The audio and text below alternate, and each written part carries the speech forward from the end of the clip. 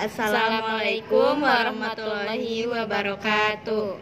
Jadi kami di sini akan membacakan tugas bahasa Indonesia membahas buku paket bab 1. Perkenalkan, nama saya Siti Zahra. Nama saya Khairun Nisa Dari 11.3.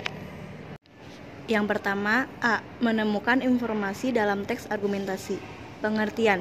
Teks argumentasi menurut Kamus Besar Bahasa Indonesia adalah teks yang berisi mengenai alasan untuk memperkuat atau menolak sesuatu pendapat, pendirian, atau gagasan.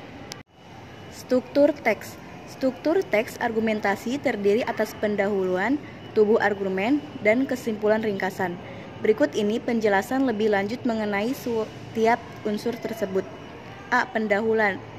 Teks argumentasi diawali dengan pendahuluan. Di bagian pendahuluan berisi permasalahan yang akan dibahas setiap pandangan penulis terhadap hal tersebut.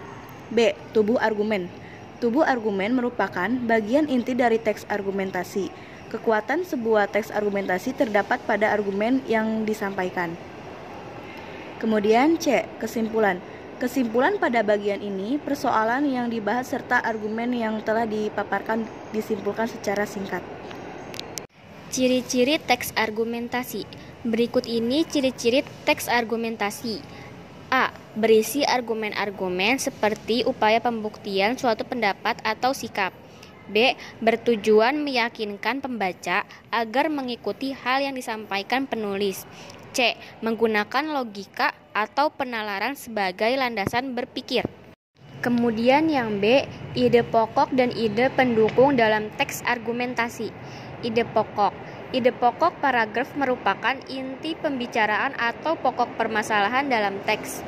Ide pokok disampaikan melalui kalimat yang bersifat umum. Kemudian dijelaskan melalui ide pendukung berupa kalimat-kalimat yang lebih khusus. Dan ide pendukung.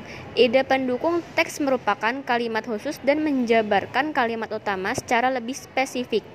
Kalimat pendukung dapat berupa data, fakta, contoh, atau alasan yang logis dan valid. Yang C. Kalimat fakta dan opini dalam teks argumentasi.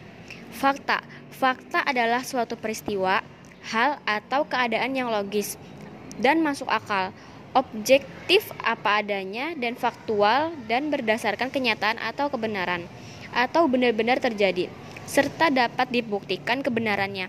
Fakta diperlukan sebagai pembuktian terhadap kebenaran yang disampaikan. Kalau opini merupakan pendapat, pandangan, pemikiran, asumsi subjektif maupun anggapan seseorang terhadap suatu peristiwa atau permasalahan tertentu. Semua orang dapat saja mempunyai gagasan atau pengamatan yang sama terhadap sebuah fakta. Namun, pandangan atau opini seseorang bisa jadi berbeda-beda. Hal ini tergantung dari sudut pandang yang digunakan oleh setiap orang. Sekian dari kami. Wassalamualaikum warahmatullahi wabarakatuh.